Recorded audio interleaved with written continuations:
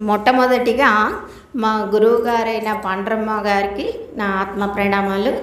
మరియు శ్రీ శ్రీ శ్రీ నిజానంద మిట్టపల్లి సత్యనారాయణ రాజయోగి గారి షోడశ వార్షిక కార్యక్రమానికి విచ్చేసిన సద్గురువులందరికీ మరియు సద్భక్తులందరికీ నా ద్వాదశ నమస్కారాలు. అయితే మనం ఉదయం నుండి కూడా ఆత్మ గురించి, అనాత్మ గురించి, సత్యమైనది ఆత్మని, మరి అనాత్మ అంటే ఇది జడమైనది, దేహము అసత్యమని.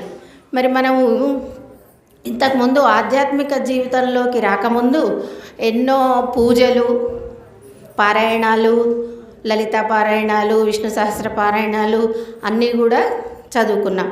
ఆ తర్వాత మొట్టమొదటిగా మనం ఉపదేశం తీసుకున్నప్పుడు మన అమ్మగారు దేహం కాదు ఆత్మవి అంటే ఆత్మ సత్యము, ఈ దేహం అనేది అనిత్యము అనేది ఉంటే మనకు ఒకేసారి ఎలా ఉంటుందంటే అయోమయ స్థితిలో ఉంటుంది. అవునా, మనం దేహం కదా, మరి ఈ దేహం గురించే కదా నిరంతరం మనం పాటుపడేది, మరి అసలైన ఆత్మ గురించి తెలుసుకోవాలి, వినాలి. ఆ తర్వాత వేదాలు, ఉపనిషత్తులు, గురువుగారు చెప్పిన వినగా శ్రవణము, మననము. మరి శ్రవణము ఎలా చేయాలి అంటే సూదిలో దారము ఎక్కిస్తుంటే ఎంత శ్రద్ధగా ఎక్కిస్తామో అంత శ్రద్ధగా గురువుగారు చెప్పిన వాక్యాలను శ్రవణం ద్వారా నేర్చుకోవాలి. ఇక రెండవది మననము.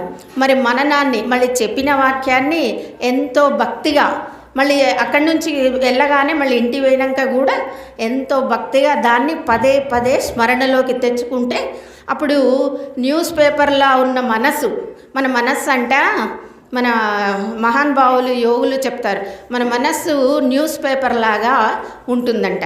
ఈ గురువు గారి ప్రబోధాలు వినగా శ్రవణ మనన నిధిధ్యాసల ద్వారా దాన్ని తెల్ల కాగితంలాగా మార్చుకొని మనం గురువుగారు చెప్పిన వాక్యాలని అందులో ఇమర్చుకోవాలి. మరి ఈ ఆత్మను సాక్షాత్కారం పొందాలి అంటే, మోక్షాన్ని పొందాలంటే, మోక్షం అంటే ఆనంద స్థితి, మరి ఆ మోక్షాన్ని పొందాలంటే మనము పారాయణాలు ఇది అంతకుముందు మనం చేసిన దాంట్లో ఏంటి, ఇచ్ఛాశక్తి, జ్ఞానశక్తి, క్రియాశక్తి స్వరూపిణి.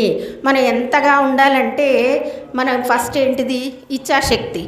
అది ఎంత తీవ్రంగా అసలు ఆ భగవంతుడి మీద ప్రేమనే మనము భగవంతుడి మీద ప్రేమనే అంటాం. ఎలా ఉండాలంటే భగవంతుడు ఇచ్చే కోరికల మీద కాకుండా భగవంతుడి మీదనే ఇచ్చా ఉండాలి.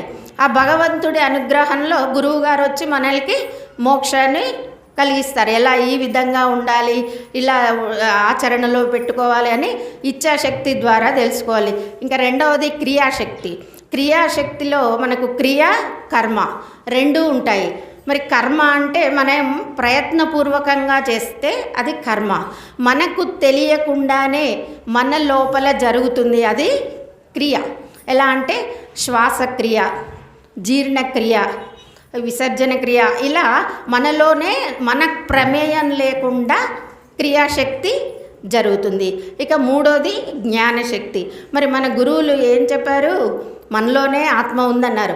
శ్రీకృష్ణ పరమాత్మ కూడా బహూనాం జన్మ నామంతే జ్ఞానానాం మాం ప్రపద్యతే వాసుదేవ